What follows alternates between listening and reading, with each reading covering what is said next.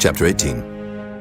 And it came to pass, when he had made an end of speaking unto Saul, that the soul of Jonathan was knit with the soul of David, and Jonathan loved him as his own soul. And Saul took him that day, and would let him go no more home to his father's house.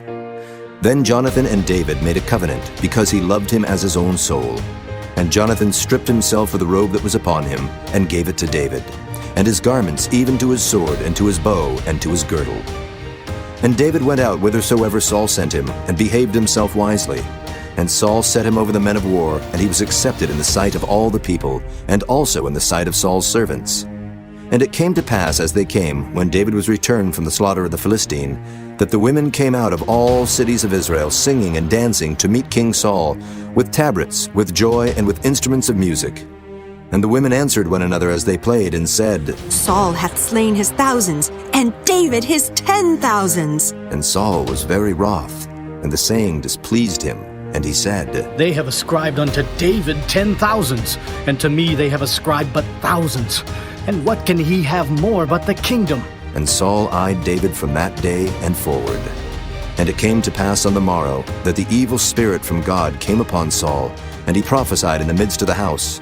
And David played with his hand as at other times. And there was a javelin in Saul's hand.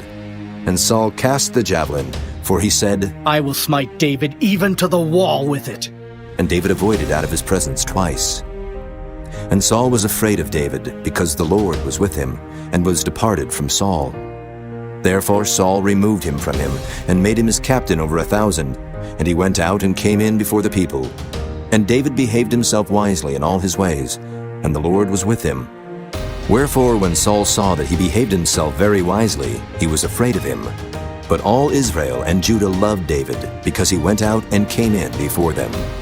And Saul said to David, Behold, my elder daughter Merab, her will I give thee to wife.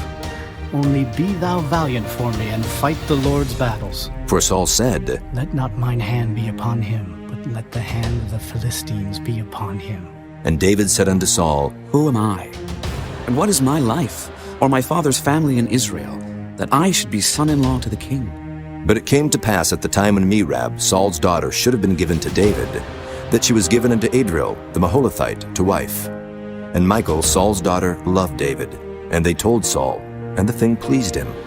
And Saul said, I will give him her, that she may be a snare to him, and that the hand of the Philistines may be against him. Wherefore Saul said to David, Thou shalt this day be my son-in-law in the one of the twain. And Saul commanded his servants, saying, Commune with David secretly, and say, Behold, the king hath delight in thee, and all his servants love thee. Now therefore be the king's son-in-law. And Saul's servants spake those words in the ears of David.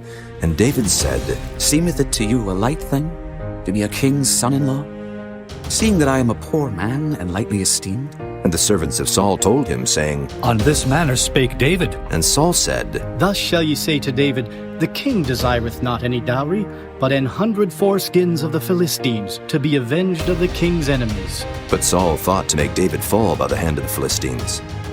And when his servants told David these words, it pleased David well to be the king's son-in-law, and the days were not expired. Wherefore David arose and went, he and his men, and slew of the Philistines 200 men.